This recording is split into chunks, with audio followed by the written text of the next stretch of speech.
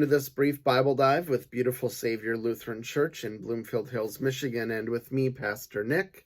We're in a series of brief Bible dives where we're summarizing books of the Bible so that you can get a quick understanding of each of their messages and how they apply thousands of years after they were written down, how they apply today. And today we're talking about Paul's letter to the church in Philippi. And as we do this, we're going to ask ourselves one life application question. How might the way I manage suffering in my life be a testimony to my faith in Jesus Christ? How might the way I manage suffering in my life be a testimony to my faith in Jesus Christ? Now, this letter to the church in Philippi is really it's a beautiful letter written by Paul, which is stunning considering that he wrote it while in jail. But the letter's content goes to show why he could be filled with joy and peace, and why he wanted others to experience the same thing, and how he could do it while he was in such a dire situation. Paul might have been jailed in Rome while he wrote this letter, and it seems pretty clear from the contents that Paul was expecting his earthly life to end somewhat soon. We don't know for sure if Paul was under house arrest at this point or if he had already been confined to the Mamertine prison.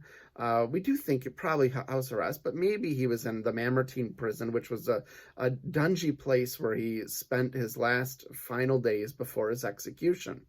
What we do know is that the church in Philippi sent him gifts through a messenger named Epaphroditus. And this was probably the same church that Paul founded in Lydia's house, Lydia being that first convert to Christianity on European soil. Apparently, Epaphroditus became sick while he was visiting Paul, but his health was restored, and so Paul sent him back to the church in Philippi with this letter, a letter that really can best be described as a love letter to the people. We hear his tenderness and his care throughout the letter. But one example in Philippians 4:1, where we hear it in one example in Philippians 4:1, he wrote, "Therefore, my brothers and sisters who I love and long for, my joy and crown, stand firm in the Lord in this way, my beloved." And that phrase, joy and crown, sometimes is translated pride and joy. So if you've ever used that phrase, this is the source right here in the Bible, like many of the phrases we commonly use in our society. In this letter, Paul certainly gave thanks to God for Epaphroditus' improved health, and he thanked the Philippians for their gifts to him. But Paul also reflected on his life and how he knew he was approaching the end of his time on earth. He was at peace with his approaching death, and he wanted the Philippians to be able to experience the same peace. He wrote that what are now famous words in Philippians 1:21 through 21 and through 23 or 24. And he said, "For to me, living is Christ and dying is gain. If I am to live in the flesh, that means fruitful labor for me. And if I do not know which I prefer, I am hard pressed between the two. My desire is to depart and be with Christ, for that is far better, but to remain in the flesh is more necessary for you." This statement lines up so beautifully with what Paul wrote to the church in Rome in Romans 8:28, where he said, "We know that all things work together for good for those who love God, who are called according to his purpose." So again, as he said, living is Christ and dying is gain. But what did Paul what was he hoping for this church in Philippi? How did he want them to discover this level of peace that he had? Well, first of all, he prepared them that they too might have to suffer as he was suffering for the sake of the good news of Jesus Christ. This meant, being shunned by family and friends. It might mean arrest. It might mean torture. It might mean execution.